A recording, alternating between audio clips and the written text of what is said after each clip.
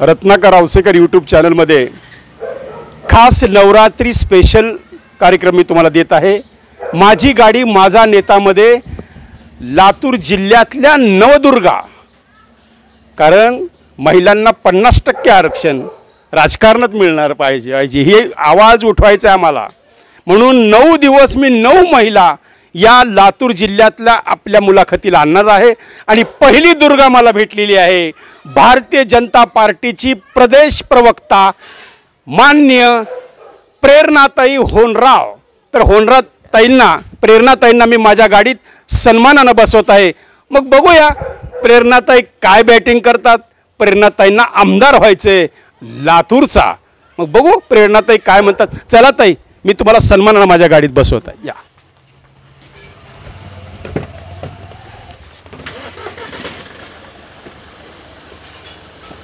मग चला मित्रांनो, माझी गाडी माझा नेता नवरात्र स्पेशल पहिली दुर्गा प्रेरणाताई होनराव।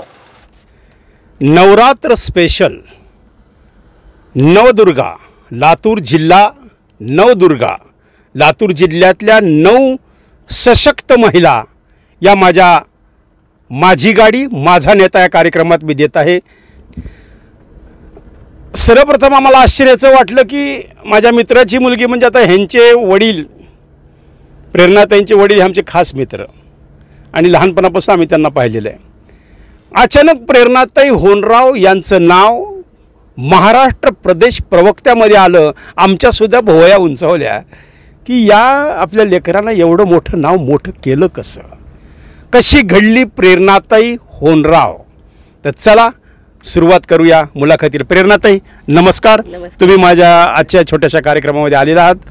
आणि प्रेरणाताई, मला जाणून घ्यायला आवडेल की तुम्हाला काँग्रेस होतं म्हणजे जाण्यासाठी, तुम्हाला इतरही पक्ष होते, भाजपचीच निवड का केली आणि वयाच्या कोणत्या क्षणी तुम्हाला जाणवलं की मी भाजपचीच होऊ शकते? आणि भाजपचा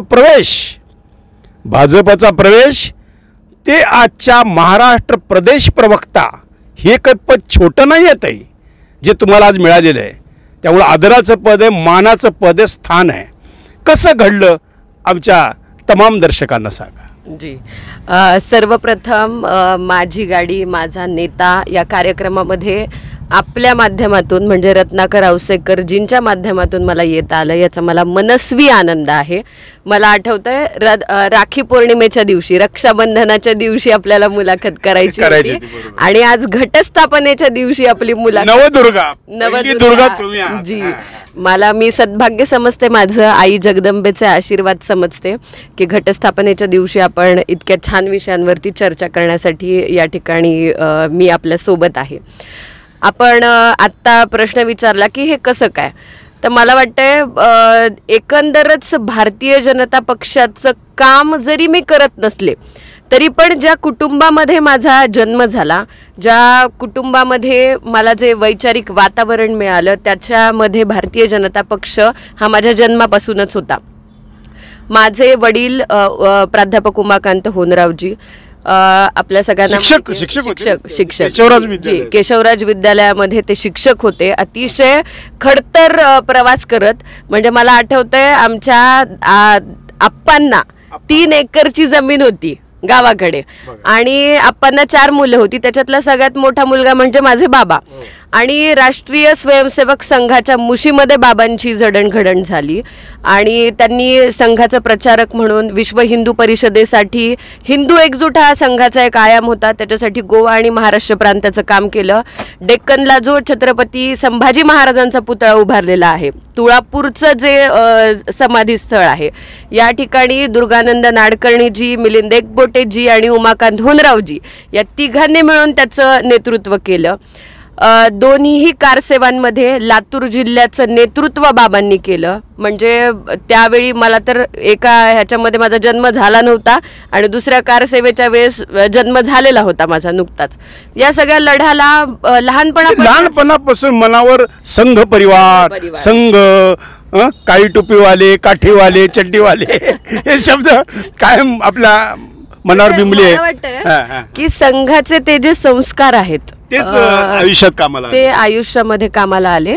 रक्तामध्ये हिंदुत्व, हिंदुत्वाची जाण, वसुधैव कुटुंबकमची जाण, समाजातल्या सगळ्या घटकांना सोबत घेऊन जाण्याची प्रवृत्ती आणि कधीही आयुष्यामध्ये छोट्या मोठ्या गोष्टींनी खचून न जाता कायमस्वरूपी चरैवेतीचा संदेश हा आजोबांपासून, म्हणजे माझ्या आईचे वडील ते बाबांच्या आधीचे स्वयंसेवक आणि तुमच्यावर भाजपचे संघाचे संस्कार आहेत.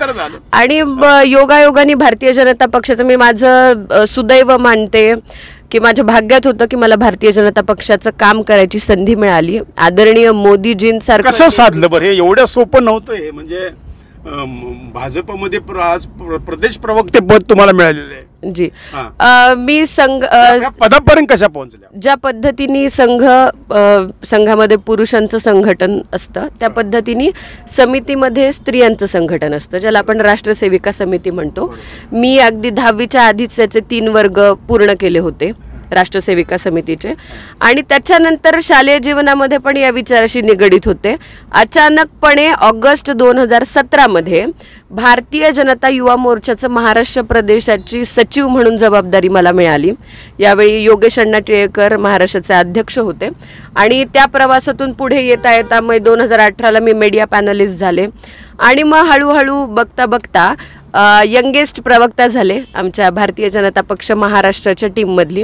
युवा मोर्चातनं फादर बॉडीमध्ये पार्टीने मला काम करण्याची संधी दिली आणि मला वाटतं की हे ग्रूमिंग विचार ज्या मूळ आपलं ज्या विचारधारेशी आहे पार्टीने पण माझ्यामध्ये खूप व्हॅल्यू ॲडिशन केलं आणि त्या दिवसापासून म्हणजे सप्टेंबर 2017 पासून ते आजपर्यंत 12 महिने 24 तास भारतीय जनता पक्षासाठी पूर्ण वेळ काम करणारी मी कार्यकर्ता आहे. पार्टीने पण माझ्यासाठी मला मोटिवेशन, प्रेरणाची प्रेरणा ही भारतीय जनता पक्ष बनलं, त्यामुळे कदाचित मी प्रवक्ता होऊ शकले. प्रेरणा मिळाली म्हणजे आता नक्कीच प्रेरणांना काहीतरी अजून मोठं पद मिळणार आहे.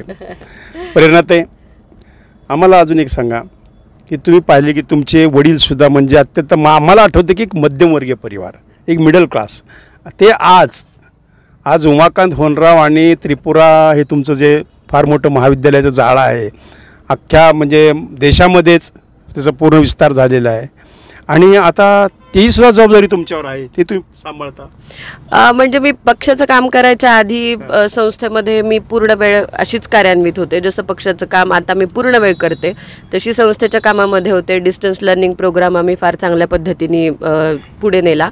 माझं MSc फिजिक्स झालं आहे आणि मी MBA मार्केटिंग केलं आहे. शैक्षणिक क्षेत्रातच काम करावं असा एक मानस होता माझा. बाबांनी आधी लेक्चरर प्राचार्य सहज होता आलं असतं आणि तो विषय म्हणजे मला विद्यार्थ्यांसाठी काम करणं, लहान मुलांसाठी काम करणं आणि समाजातली एक पिढी घडवणं हे बाबांनी नेहमीच नोबल प्रोफेशन म्हणून त्याच्यामध्ये त्यांचं जे आता बाबा संघाचे भारतीय जनता पार्टी प्युअर राजकारणी, मग तुम्हाला कशी परवानगी दिली बाबांनी? मी माझं सुदैव मानते प्रत्येक मुलीला पुढे जाण्यासाठी. म्हणजे बाबा हे समाजातल्या सगळ्या मुलींसाठी माझ्यासाठी आदर्श आहेत की ते अतिशय खंबीरपणे माझ्यासोबत उभे आहेत आणि त्यांच्या सहकार्यामुळे, त्यांच्या मार्गदर्शनामुळे आणि त्यांच्याच प्रेरणेमुळे मी कदाचित भारतीय जनता पक्षाचं हे काम करू शकते. मला घरात विद्यापीठ मिळालंय आणि त्यांच्याच चालतं बोलतं विद्यापीठ मिळालंय, त्यामुळे मी हे करू शकते. बाबांची मी ऋणी आहे असं म्हणू शकत नाही. मी जास्त काम करून दाखवलं तर कदाचित आजपर्यंत तरी एकदा मी बाबांकडून फक्त कौतुक ऐकलंय माझं, त्याच्यापेक्षा जास्त नाही. म्हणजे आणखीन खूप काम करावं लागणार आहे. अजून काम करायचं हा संदेश तुम्हाला बाबा सातत्याने देतात. ताई, मला एक सांगा, तुमचा परिवार म्हणजे हे तुमचे भाऊ किती, बहिणी किती, काय? मी मोठी आहे आणि मला लहान भाऊ आहे माझ्यापेक्षा. दोघं जण आहोत. ते सुद्धा तो संघाचा स्वयंसेवक आहे, त्याच्याकडे जिल्ह्याची जबाबदारी आहे आणि तो शैक्षणिक क्षेत्र म्हणजे आपली संस्था आणि या गोष्टी तो सांभाळतो. मित्रांनो, आम्हाला प्रेरणाताई होनराव महाराष्ट्राच्या नजरेत कधी आल्या तर लातूरला परवा लोकसभेच्या वेळेस पंतप्रधान नरेंद्र मोदी साहेबांची सभा झाली आणि या सभेमध्ये एकमेव महिला मोदींसमोर भाषण देत होती तिचं नाव होतं प्रेरणाताई होनराफ.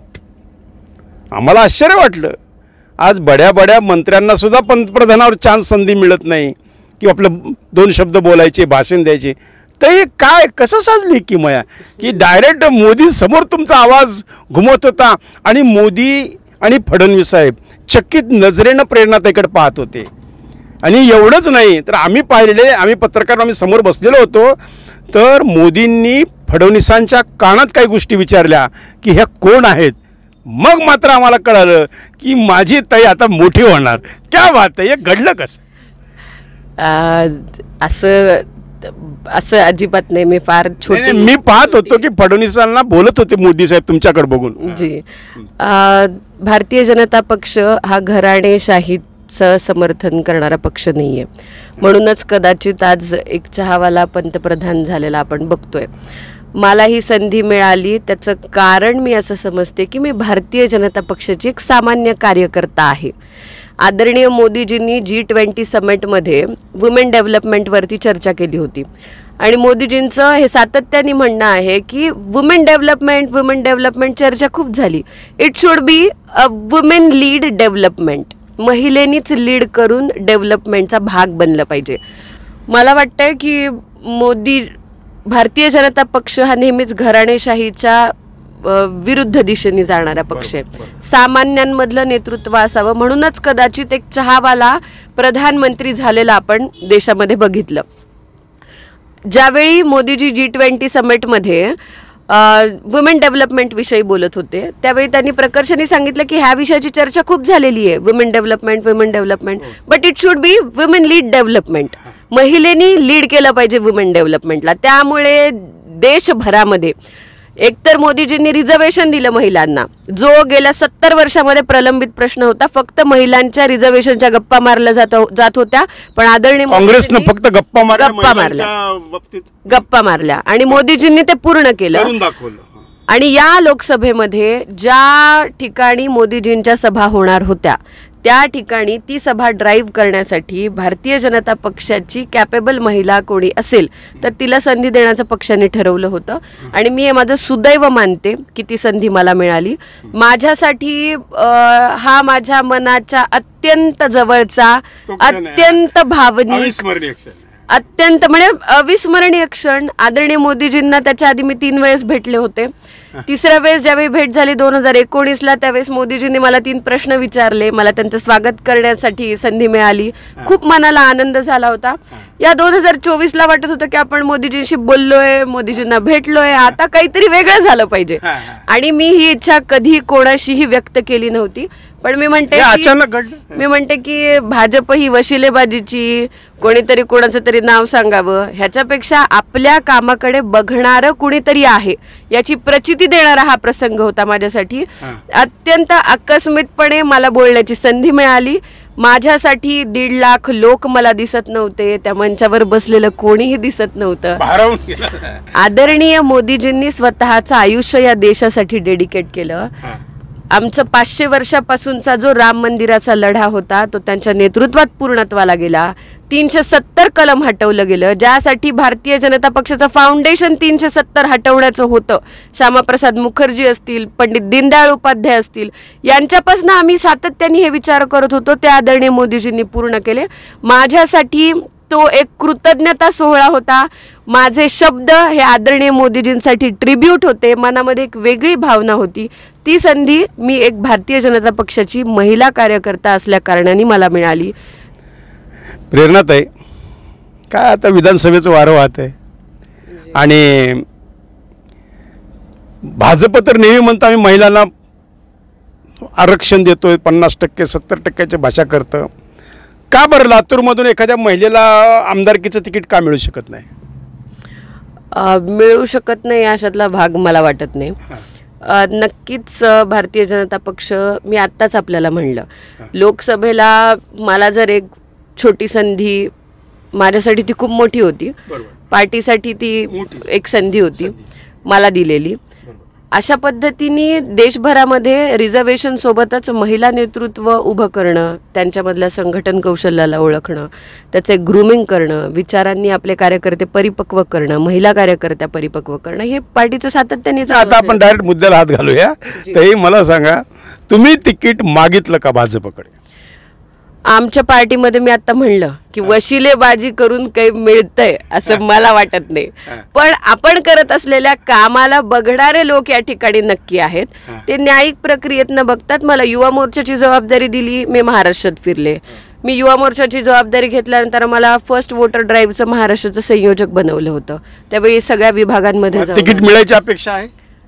पार्टीने जर सांगितलं तर पार्टी जो कौल देईल, पार्टी जे म्हणेल त्या पद्धतीने पुढे जाणार. कारण काय झाले लातूरकरांनो, यापूर्वी इंग्रजांच्या गुलामीत लातूरकर, त्यानंतर कासिम रिझवी या रजाकाराच्या गुलामीत इथं जुलमी राजवट झाली लातूरला. रजाकाराचा काळ, त्यावेळेस तुम्ही लहान म्हणजे कदाचित जन्मही नसेल ते, त्यावेळेचा तो काळ तुमच्या उमाकांत होमरावांनी तो अनुभवलेला आहे. असा हा काळ. नंतर काँग्रेसची जुलमी राजवटीचा काळ आणि आता देशमुखांची राजवट. आव्हान मोठं आहे ते. कारण कसं आहे, एकीकडं प्रचंड संपत्ती, सत्ता आणि घराणेशाही, आणि एकीकडं एक सामान्य शिक्षकाची मुलगी, म्हणजे आर्थिक बाबतीत त्यांना ती टक्कर द्यायला सवडी सक्षम आहे का? आणि त्यातल्या त्यात पुन्हा महिला, आणि त्यातल्या त्यात पुन्हा भाजपची उमेदवार. मग कसं धाडस करणार तुम्ही? म्हणजे हा आता मी डायरेक्ट नाव घेऊन सांगतो की अमित देशमुखांना टक्कर तुम्ही देणार कशी? मला वाटतं तुम्ही आता जेवढे प्रश्न उपस्थित केले तेच सगळे सकारात्मक विषय आहेत. भारतीय जनता पक्षाची महिला उमेदवार, तुम्ही आता जे काही सांगितलं, कसं आहे, अमित देशमुखांकडे प्रचंड संपत्ती आहे, सत्ता आहे, खूप धनाढ्य आहे, घराणेशाही आहे, वडिलांच्या पुण्याईवरती 272 वर्षाची देशमुखांची गडी आहे. आता आपण जो मुद्दा उपस्थित केला, 17 सप्टेंबर 1948 रोजी आपला भारत तसा 1947ला स्वतंत्र झाला, पण मराठवाडा आपला गुलामीतच होता. त्यावेळी 1948 निजामशाहीमध्ये कासिम रिझवी हा लातूरचा राज्यकर्ता होता. म्हणजे तो राज्यकर्ता निजामाच्या वतीनं. स्वामी रामानंद तीर्थ आणि सरदार वल्लभभाई पटेल या दोघांच्या नेतृत्वामध्ये 17 सप्टेंबर 1948ला निजामाच्या जुलमी राजवटीमधून आपण लातूर जिल्हा, त्या काळचा धाराशिव जिल्हा, आपण मुक्त झालो. पण म्हणजे 282 वर्षाची ती राजवट आणि नंतरचे 70 वर्ष आजपर्यंत लातूरकरांवरची ही निजामाची जुलमी राजवट आजपर्यंत ही दूर झालेली नाही. जर पक्षाने संधी दिली तर यावेळी लातूरकर ही निजामशाही याची जुलमी राजवट, देशमुखशाही म्हणा ना, जी देशमुखशाही आहे त्याला दूर केल्याशिवाय राहणार नाहीत. त्याची कारणेही तशीच आहेत. तुम्ही किती धनाढ्य आहात, तुम्ही किती वडिलांच्या पुण्याईवर काम करणारे असाल, पण तुमचा जनसंपर्क शून्य. आजपर्यंत तुम्हाला एक प्रिन्स म्हणून लातूरकरांनी बघितलं. 4.5 वर्षांनी एकदा सहज फिरायला लातूरला हारतुरे घ्यायला येतात ते. जी आज आमच्या लातूरकरांसमोर अनेक प्रश्न उपस्थित असताना त्याच्यातल्या एकाही कामामध्ये तुमचा अगदी तीळ मात्र कॉन्ट्रीब्युशन तुम्ही आज कसं कॉन्ट्रीब्युशन नाही म्हणतात ते? कोरोनामध्ये ते परदेशला गेले, लातूरात आले सुद्धा नाही, कसं नाही कॉन्ट्रीब्युशन आहे? कॉन्ट्रीब्युशन खरंय. त्यांनी त्यांचे कारखाने, त्यांची दुकानदारी, त्यांचे व्यवसाय हे सांभाळण्याशिवाय त्यांनी दुसरं काहीही काम, आमदार होऊ शकत, त्यांनी व्यावसायिक व्हावं, त्यांनी व्यावसायिकच व्हावं. त्यांना त्याच विषयांमध्ये इंटरेस्ट आहे. एका कारखान्याचा दुसरा, सहकारीचे प्रायव्हेट लिमिटेड, सहकार प्रायव्हेट लिमिटेड, सगळ्या सहकारी साखर कारखान्यांचं प्रायव्हेटायझेशन करून त्याची दुकानदारी करण्यावर त्यांचा भर आहे. आमदारकीचा आणि त्यांचा काही अर्थार्थी संबंध नाहीये, हे लातूरकरांनी बघितलेलं आहे. तुम्हाला मी दुर्दैवानी मला आता सांगावंसं वाटतंय, त्यांना लातूरकरांनी खूप काम करण्याची संधी दिली. लातूरचे सगळे मेन रोड हे केंद्र सरकारच्या भारतीय जनता पक्षाच्या निधीतनं झालेले आहेत. लातूरच्या अवतीभोवतीचे सगळे हायवे हे केंद्र सरकारच्या निधीतनं नितीन झालेले गडकरींची हे आहे. नितीन गडकरीजींनी केलेली ही किमया, ही कृपा नितीनजींनी लातूरवरती केली. लातूरच्या रस्त्यामध्ये ह्यांचं कॉन्ट्रीब्युशन नाही. अगदी आमच्या लातूरचे मेन रोड सुद्धा शहरातले ते सुद्धा केंद्र सरकारच्या निधीतनं झाले. पण यांच्या निधीमधून लातूरमध्ये अस्वच्छतेचं पसरलेलं साम्राज्य, लातूरमध्ये वाहतूक व्यवस्था विस्कळीत, लातूरमध्ये डीपी प्लॅनचा आणि लातूरचा अर्थार्थी संबंध आजपर्यंत कधी आला नाही. डीपी प्लॅन मधला रोड हा माणसांनी रस्त्यावर शोधून दाखवावा, नकाशावर असलेला. आमच्या लातूरला अनधिकृतपणे सगळी बांधकामं जी होत होती त्यावेळी यांचा कुठेही लक्ष त्या विषयांमध्ये नव्हतं. त्यांचेच कार्यकर्ते ना, ते कसं त्यांनी करणार. अगदी अतिक्रमणाने ग्रस्त झालेलं लातूर आपण बघतो, माता भगिनींना प्रचंड होणारे त्रास आपण बघतो. पण वोट बँक सांभाळण्याच्या यांच्या मानसिकतेमध्ये सामान्य माता भगिनींचे होत असलेले हाल यांना कधीही दिसले नाहीत. मी कोरोनातला एक प्रसंग सांगते तुम्हाला. कोरोना सेकंड वेव्ह मध्ये लातूरमध्ये जे ऑक्सिजन कंटेनर येणार होतं ते आदल्या दिवशी, आता कोरोनाचा सेकंड वेव्हचा काळखंड आहे, तुम्ही समजू शकता की त्या काळामध्ये एका हॉस्पिटलमध्ये 25 बेड, भयानक तर परिस्थिती, 70 पेशंट जागा मिळतील त्या ठिकाणी ऍडमिट झाले होते. हजारो सिलेंडर्स लागत होते आणि येणारी गाडीच आली नाही लातूरला. दुसऱ्या दिवशी सकाळी कलेक्टर ऑफिस मध्ये पेशंट्स ते नातेवाईक जाऊन बसले. कलेक्टर महोदयांनी हात वर केले. त्यांनी सांगितलं, हे पहा, फक्त शासकीय रुग्णालयाला ऑक्सिजन देणं ही माझी जबाबदारी आहे, मी बाकी काही करू शकत नाही. पेशंटला जिथं घेऊन जायचंय तिथं तुम्ही घेऊन जा. हे पेशंट्स छत्रपती शिवाजी महाराज चौकामध्ये आंदोलनासाठी बसले, त्यांचे नातेवाईक. त्यावेळेस अमित देशमुख वैद्यकीय मंत्री होते, त्यावेळी ते वैद्यकीय मंत्री होते. महोदयांना कंटेनर आलं नाही याची कसलीही माहिती नाही, ते कुठून येणार आहे याची कसलीही माहिती नाही. आणि आम्ही माहिती घेतल्यावर आदरणीय आमदार महोदय हे कुठेतरी विदेशात फिरायला गेले होते याची माहिती आम्हाला लातूरकरांना मिळते. किती शेकडो लोक त्या दिवशी मारले गेले याची त्यांना जाणीव नाही, झळ नाही, दुःख नाही, त्यांचा संबंध नाही. आम्ही टाहो फोडून त्या दिवशी प्रश्न विचारले. शेवटी त्या काळात म्हणजे त्यावेळी आमचे खासदार, बेल्लारीचे खासदार, लातूर कलेक्टर यांच्या संयुक्त विद्यमाने एक बैठक घेऊन कंटेनर कसे आणायचे अचानकपणे महाराष्ट्र सरकारने घातलेल्या गोंधळामुळे वैद्यकीय मंत्री म्हणजे अमित देशमुखांना संपर्क केला तुम्ही? जी, आम्ही तुमच्याच माध्यमातून आम्ही 100 प्रश्न विचारले होते त्यांना, त्यांच्या कार्यकर्त्यांना. त्यांना ते तर सापडलेच नाहीत.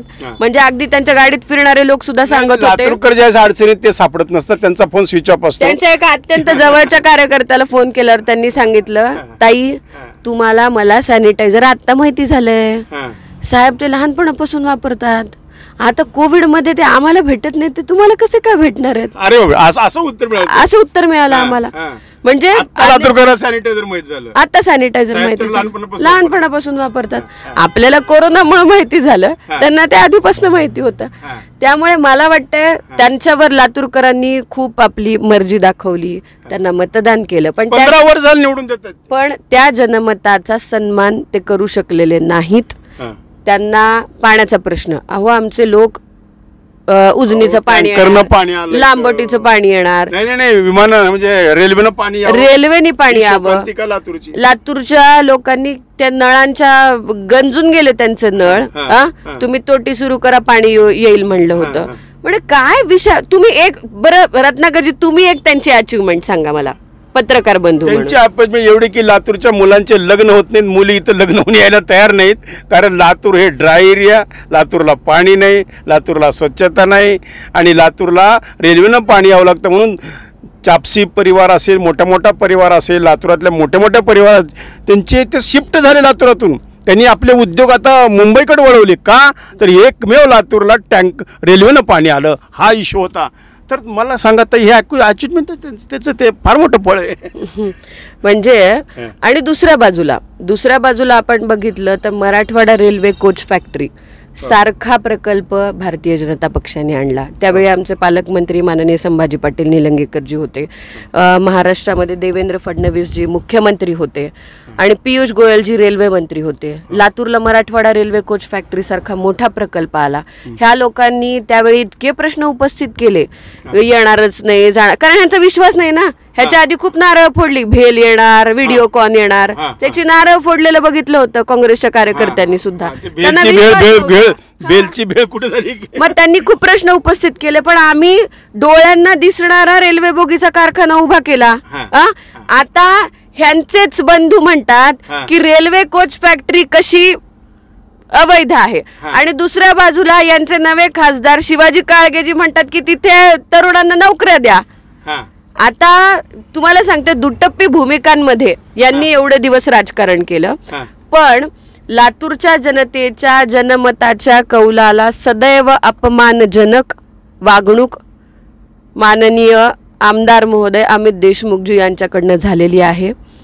मला लातूरच्या जनतेला देखील विनंती करायची आहे, आज लातूरला खऱ्या अर्थाने सगळ्या समस्या सोडवण्यासाठी महिलांवरचे आपण अनन्वित अत्याचार बघतो, गायब होणाऱ्या मुली बघतो, कोणाचं लक्ष आहे त्याच्याकडे? आमदार महोदय म्हणून त्यांची जबाबदारी काय महिला सुरक्षिततेच्या बाबतीमध्ये? अहो, ते कधी रेल्वेचे अधिकारी लातूरला आले, त्या बैठकीला गैरहजर. तुम्ही हायवेच्या प्रश्नांवरती बैठका होतात त्यावेळी आमदार महोदय गैरहजर. सरकारच्या माध्यमातून वाटाघाटींमध्ये कुठेही एक साधा प्रश्न उपस्थित करण्यासाठी आमदार महोदय सदैव गैरहजर. म्हणजे आम्हाला कुठल्याही प्रश्नाला गांभीर्याने त्यांनी घेतलेलं. आयते लोक आले तर त्यांच्याशी बोलायला सुद्धा त्यांना वेळ नाही. त्यांना माहिती 2 महिने लातूरात यायचं, मोठे मोठे बॅनर लावायचे, कटआउट लावायचे काय, आणि इथून निवडून यायचं. लोक गुलाम झालेले आहेत, लोक लातूरचे व्यापारी सुद्धा असं एवढं म्हणावं असं भैया भैया भैया करू मागं पुढे फिरतात, कारण प्रत्येकाचं कुठंतरी हुक अडकलेलं आहे, प्रत्येकाचं कुठेतरी फायली अडकलेल्या आहेत, प्रत्येकाला म्हणजे डॉक्टर लोकांना सुद्धा कितीतरी त्रास झालेला लातूरमध्ये.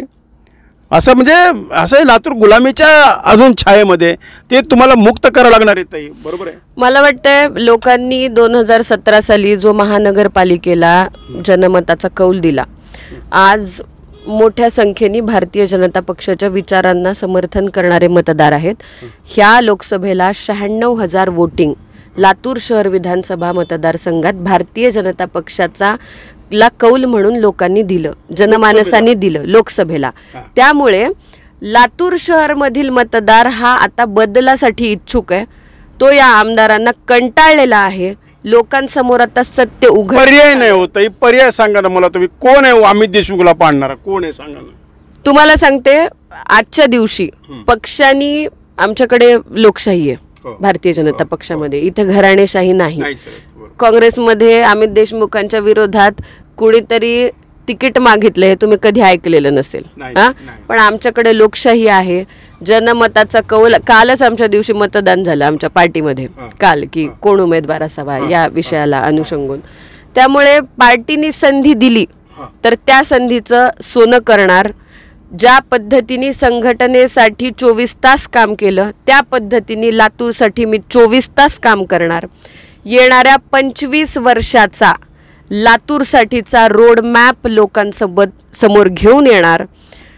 आपल्याला प्रकर्षाने सांगते, लातूरला अतिक्रमण मुक्त करण्यासाठी, स्वच्छ आणि सुंदर लातूर करण्यासाठी, लातूरचा पाण्याचा प्रश्न सोडवण्यासाठी, मराठवाडा वॉटर ग्रीडचा जो प्रोजेक्ट आहे त्याला आणखीन बूस्टअप करण्यासाठी, सोबतच शिक्षणाची नगरी असलेल्या आपल्या लातूरला एक केंद्रीय विद्यापीठ आलं पाहिजे, एम्स सारखी शिक्षण संस्था आली पाहिजे, याच्यासाठी सातत्याने प्रयत्न करण्याचा माझा मानस आहे. सामान्य लोकांमधून सामान्यांची प्रतिनिधी म्हणून जनसामान्यांसाठी काम करण्याची मनामध्ये इच्छा आहे.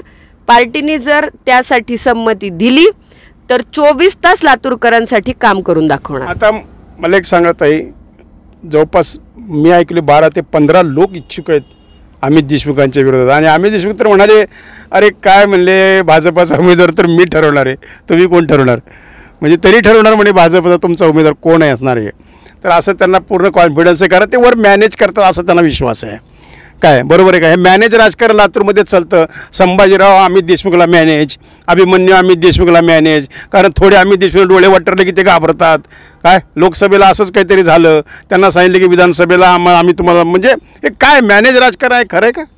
हे असं डोळे वटारल्यावर घाबरण्यासारखं वगैरे काय असतं मला काही ते माहिती नाही. डोळे वटारल्या म्हणजे तुमच्या म्हणजे आम्ही तुम्हाला निवडणुकीत मदत करू मग तुम्ही आम्हाला मदत करा असं काय? हे बघा ज्या पद्धतीने आमच्या लातूर शहराच्या आमदारांनी काहीच काम केलेलं नाहीये. आमच्या लोकांनी 24 तास लोकांसाठी काम केलंय. त्यामुळे असे डोळे वटारल्यावर घाबरणं वगैरेचा विषय तर आम्हाला माहिती नाही. राहिला प्रश्न इलेक्शन लढवण्याचा, when you can't convince then confuse. कामाच्या मुद्द्यावर तुम्ही लोकांना कन्व्हिन्सच करू शकत नाहीत, मग तुम्ही कन्फ्यूज करायचा अजेंडा ठेवलाय आजपर्यंत. हे अशा पद्धतीची वक्तव्य जी आहेत ही पूर्णपणे बेसलेस आहेत.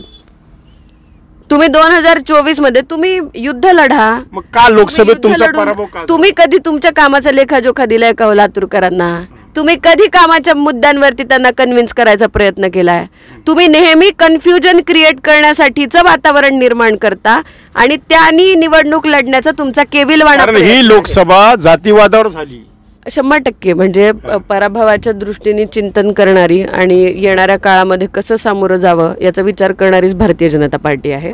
त्या विषयाने आम्ही त्या अनुषंगाने विचार केलाय. त्या अनुषंगाने पुढे काय रणनीती असावी याचा देखील विचार कमी पडलो असं जाणवतं तुम्हाला? म्हणजे नाही, ज्या काही कमी झालेल्या असतील, ज्या कुठे ठिकाणी आम्ही लॅकिंग यंत्रणाच कोलॅप्स केली शेवटच्या 4 दिवसात. नाही, त्याची वेगळी कारण होती. तुमची यंत्रणा राबवणारे कुठं तर आम्ही दिसवीला मॅनेज होते अशी चर्चा लोक करतात. नाही, असं मुळीच नाही. त्याची कारणं वेगळी होती आणि त्या अनुषंगाने आम्ही वर्कआउट आज केलेलं आहे. त्या अनुषंगाने आम्ही पुढे जाऊ एवढंच तुम्हाला सांगते. लाडकी बहीण योजनेच्या माध्यमातून, शेतकऱ्यांसाठीच्या माध्यमातून, आता सुदैवाने आपण सुद्धा बऱ्याचशा महिलांना मिळवून दिलेलं आहे. लाडकी बहीण योजनेची लातूर शहर विधानसभा मतदारसंघाचे अध्यक्ष म्हणून काम करण्याची संधी मला मिळाली. त्याआधी म्हणजे मी अध्यक्ष होण्याच्या आधी 27 कॅम्प्स मी लातूरमधल्या निरनिराळ्या गावांमध्ये आणि वॉर्ड्समध्ये केले. त्याच्यामध्ये साधारण 8,500 महिलांचे रजिस्ट्रेशन आपण करून घेतले. आजच्या दिवशी म्हणजे मी अध्यक्ष झाल्याच्या नंतर साधारणपणे पहिल्या टप्प्यात लातूर शहर विधानसभा मतदारसंघामधल्या 45,000 महिलांना आणि दुसऱ्या टप्प्यामध्ये 86,000 महिलांना. टोटल किती महिला तुमच्यामुळे? म्हणजे आजच्या दिवशी लातूर शहर विधानसभा मतदारसंघामध्ये 1,10,000 महिला ह्या लाडकी बहीण योजनेच्या लाभार्थी आहेत. त्या अकाउंट्स वरती 2 इन्स्टॉलमेंट किंवा 3 इन्स्टॉलमेंट्स त्यांना मिळालेले आहेत. आणि माता भगिनींसाठी शेवटपर्यंत फॉलोअप करत जिची काही अडचण आली आहे, काही कागदपत्रांची पूर्तता नाही आहे, त्या महिलेचा सुद्धा फॉलोअप आम्ही आजपर्यंत करतोय. म्हणजे आज सकाळी सुद्धा माझ्याकडे असे लोक आले होते की ज्यांचे डॉक्युमेंट्स काही कारणाने पूर्ण नाही होऊ शकले. त्यांना आपण पुन्हा रिवाइज्ड ह्याच्यामध्ये टाकले. कोणाचेही फॉर्म्स आपण रिजेक्ट केले नाहीत. माता भगिनींसाठी हा खरीचा वाटा, ही मदत अतिशय आनंदाची गोष्ट त्यांच्यासाठी. हे फक्त इलेक्शन फंड आहे म्हणतात आघाडीवाले.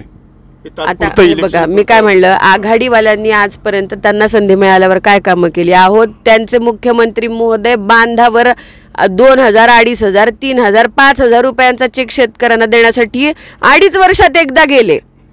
हे आम्ही बघितलं आघाडी सरकारमध्ये. आज महाराष्ट्रामध्ये आपल्या लातूर शहर विधानसभा मतदारसंघामध्ये किती मोठ्या प्रमाणावरती लोकांना लाभ मिळाले. शेतकऱ्यांसाठीचे आज शेतकरी अत्यंत आनंदी आहे. सोयाबीनसाठीचा झालेला निर्णय जो आहे, शेतकऱ्यांना त्याचं समाधान आहे. आज आपल्या जिल्ह्यामध्ये सगळ्यात मोठ्या प्रमाणावर सोयाबीन होतं. आज आपण माता भगिनींसाठी म्हणा किंवा शेतकरी बांधवांसाठी म्हणा, मुलींना आपण शिक्षण मोफत केलं ग्रॅज्युएशनपर्यंत. आपण फक्त स्त्री सुरक्षा, स्त्री संरक्षणाच्या विषयी बोलत असताना, सक्षमीकरण होत असताना, कसं सक्षमीकरण होणार आहे? तिने शिक्षण घेतलं तर ती सक्षम होईल म्हणून आपण मोफत शिक्षण केलं राज्यामध्ये. पूर्ण शिक्षण मुलींना किती शिकायचं? मुलींसाठी ग्रॅज्युएशन ठराविक जातीसाठी आहे? नाही, सगळ्या मुली इथे. फक्त मुलगीला जर ग्रॅज्युएशन पर्यंत शिक्षण घ्यायचंय तर ती ग्रॅज्युएशन मोफत करू शकते. सरकारने एवढी चांगली योजना दिली. म्हणजे आज मी तुम्हाला योजनांचे पाढे वाचायला लागले तर आपल्या प्रधानमंत्री आवासपासनं ते मोठ्या मोठ्या योजनांपर्यंत आपण दिव्यांगांसाठीच्या योजना असतील. आपण किती मोठा कॅम्प केला लातूरमध्ये. भारतातला सगळ्यात मोठा कॅम्प त्यांना वेगवेगळे साहित्य पुरवण्यासाठीचा होता. म्हणजे आज कामाच्या बाबतीमध्ये बोलायला गेलो आपण तर आपण या रस्त्यावरून जातोय. हा रस्ता सुद्धा भारतीय जनता पक्षानेच केलेला आहे. त्यामुळे कामाचा लेखाजोखा हा खूप मोठा आहे. आम्हाला कन्फ्युजन नाहीये. आम्ही विकास कामांना घेऊन ऑलवेज कन्व्हिन्सिंग मोडमध्ये. कुणाला तिकीट मिळालं तर तुम्ही सगळे मिळून त्याला निवडून आणणार. आता एकंदर भारतीय जनता पक्ष म्हणून सर्वांचीच, मी आता म्हणाले आपल्याला की आमच्या पार्टीमध्ये लोकशाही आहे. लोकशाहीच्या रचनेनुसार पार्टी चालते.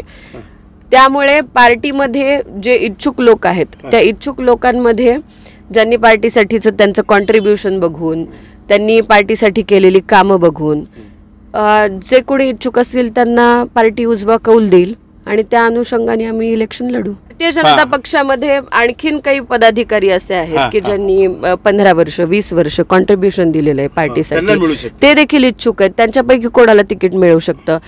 म्हणजे मी म्हणलं आपल्याला की लोकशाही जातीचा फॅक्टर काय होतंय. नाही, मला म्हणजे कसं आहे, मराठ्याला मराठाच पाहिजे असं काही फॅक्टर आहे का. म्हणजे मराठा सक्षम काय, सब समाज को लिए साथ में आगे है बढ़ते जाना. समाजातल्या प्रत्येक घटकाला सोबत घेऊन पुढे जायचंय, ही रणनीती आहे.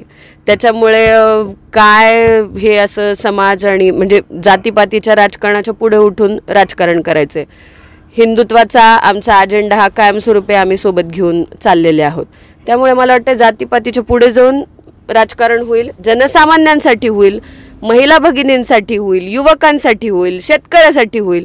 ह्या स्तरातनं आपण त्याचा विचार केला पाहिजे. अच्छा, मला काय पाहिजे अशा काही भावना घेऊन आलेले नाही. मला हे पाहिजे, मला ते पाहिजे. मला माझ्या पार्टीसाठी काम करायचंय. पार्टीने लोकांसाठी काम करण्याची संधी दिली. लोकांसाठी काम मी आता ज्या ठिकाणी आहे त्या ठिकाणी राहून पण मी जनमानसासाठी काम करण्याचा प्रयत्न करते.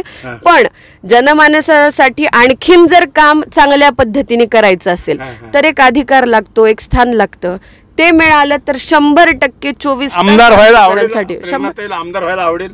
आमदार व्हायला, लोकांची सेवा करायला नक्कीच आवडेल, 100% आवडेल. त्याच समाजकारणाच्या वारसा. अजून कोणता दुसरा मतदारसंघ आहे का आपल्या नजरेत. नाही, मी असं काही विचार केला नाहीये. नाही, पण लातूर मधून आपली मागणी आहे. लातूर मधून पक्षाने संधी दिली तर 100% काम करणार.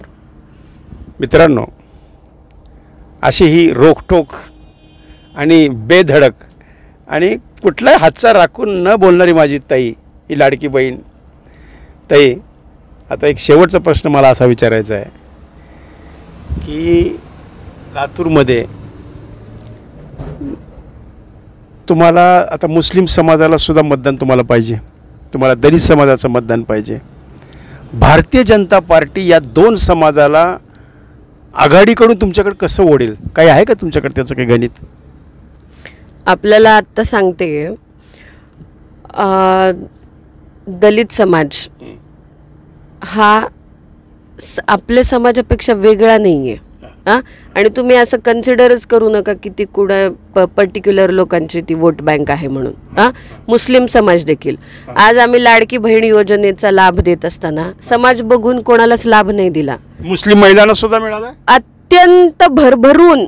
तुम्ही बँकांमध्ये जर गेला असतात तर तुम्हाला इतक्या मोठ्या प्रमाणामध्ये काही दिवस तर तुम्हाला बँकांमध्ये फक्त मुस्लिम माता भगिनीच दिसल्या असतील. असे व्हिडिओज होते. त्यामुळे ह्या समाजाला दिलं, त्या समाजाला नाही दिलं, ही आमची भूमिकाच नाहीये. आणि ही कोणाची पर्टिक्युलर माणसाची सगळ्यात जास्त लाभ मुस्लिम महिलांनी घेतला. सगळ्यात मोठ्या प्रमाणावर लाभ. काय झालं, माझ्या घरची कामवाली सुद्धा काय मुस्लिम आहे आणि ती आता काय व्हायला 2-3 दिवस दांडी हाणली.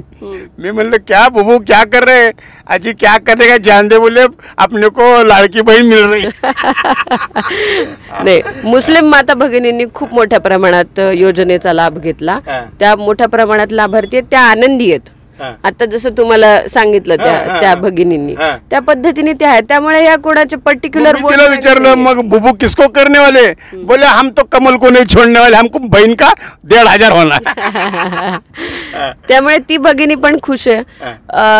सगळ्याच समाजातल्या सगळ्याच स्तरातल्या जी माता भगिनी आहे तिला समाजाच्या दृष्टिकोनातून आम्ही कधीच. लातूर मधून माता भगिनी सगळ्या झाडून कमळाला मतदान करेल? 100% आमच्या पाठीशी खंबीरपणे उभे राहतील. मला जाणवलं तसं? आम्ही ज्या पद्धतीने जाणवलं तसं? 100% जाणवलं. मी लाडकी बहीण योजना देण्यासाठी कमीत कमी 60 चक्रा मारल्या असतील शहर विधानसभा मतदारसंघामध्ये. मोठ्या प्रमाणात. अगदी मी आता महापूरला गेले होते, कव्याला गेले होते. कव्याला संध्याकाळी 8 वाजताची आरती होती, रात्रीचे 11:30 वाजले मला जायला. सगळ्या त्या टाइम क्लॅशेस मध्ये 11:30 वाजता सुद्धा माता भगिनी मोठ्या संख्येने कव्यात बसल्या होत्या. भाजप बद्दल आता प्रेम आले माता भगिनी, त्यांना माहितीये की भारतीय जनता पक्षानेच त्यांच्यासाठी काम केलंय. त्यांच्या मुलीला आज मोफत एज्युकेशन मिळायला लागलं की त्यांचे महिना 1,500 बंद होणार हे त्यांना माहिती झाले. काँग्रेसने त्यांचे मनसुबे बोलून दाखवलेत की लाडकी बहीण योजनेच्या विरोधामध्ये ते कोर्टात गेले ही योजना बंद करण्यासाठी. कोर्टात गेले, त्यांनी जाहिराती केल्या की फॉर्म भरा म्हणून. आता मला सांगा, विरोधाभास ग्रामीणचे आमदार म्हणजे मला काँग्रेसच्या कार्यकर्त्यांनी त्या विषयावर अनेक प्रश्न विचारले आणि मी त्याची उत्तरं पण दिली त्यांना. त्यांनी माता भगिनींच्या अकाउंटवर एक मेसेज टाकला, लाडकी बहीण योजनेच्या आपण लाभार्थी झालेल्या आहात, आपले मनपूर्वक अभिनंदन, खाली त्यांचं नाव. काँग्रेसच्या कार्यकर्त्यांनी सांगितलं की ते डीसीसी बँकेचे चेअरमन आहेत म्हणून त्यांनी मेसेज पाठवला.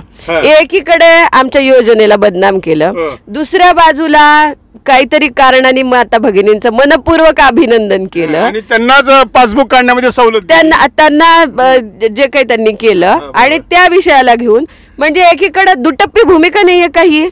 काँग्रेसच्या पदाधिकाऱ्यांना आम्ही प्रश्न विचारला, नेमके तुमचे आमदार आहेत का? ते भाजपतच येणार होते सगळे देशमुख परिवार, पण ते थोडक्यात चकली बसली, ते काळगी आल्यामुळे थोडं थांबले. तिथं जर संघारी आले असते ना ते सगळा देशमुख परिवार येणार होता भाजप. कसे आता भारतीय जनता पक्षाचं काम एकंदर सगळ्याच गोष्टी बघत असताना त्याच्या बाबतीमध्ये एक बहुमत मिळेल, महाराष्ट्रात बहुमत मिळेल जी. आता ज्या पद्धतीने आम्ही काम केलं, युतीचाच मुख्यमंत्री होईल, युतीचा मुख्यमंत्री होणार, युतीचे मुख्यमंत्री होतील आणि अतिशय उत्तमरित्या महाराष्ट्रामध्ये जे काम चाललंय म्हणजे महाविकास आघाडीने जो भकास महाराष्ट्र केला होता कोरोनाच्या नंतर, तिथे चांगल्या पद्धतीने काम करण्याचा महायुतीचा जो प्रयत्न झाला तो लोकांच्या मनापर्यंत पोहोचलेला आहे. महिला सुरक्षेचा शेवटचा प्रश्न आता घेतो. अतिशय गंभीर प्रश्न आहे सध्या. म्हणजे तुम्ही बदलापूर पाहिलेलं आहे, दररोज पाहतोय. आता काल ते नायर हॉस्पिटलमधल्या डीनचं प्रकरण आपण पाहिलेलं आहे. म्हणजे काय म्हणजे, आणि इकडं त्यामुळं तुमच्या विरोधी पक्षातल्या महिला मग सुप्रिया सुळे सहित असा आक्रमकपणे बोलतात की म्हणे देवेंद्र फडणवीसच्या हातातून गृह खातं निसटलेलं आहे, इथं क्राईम वाढलेला आहे, महिलावर अत्याचार वाढलेले आहेत. काय यावर तुम्हाला काय वाटतं?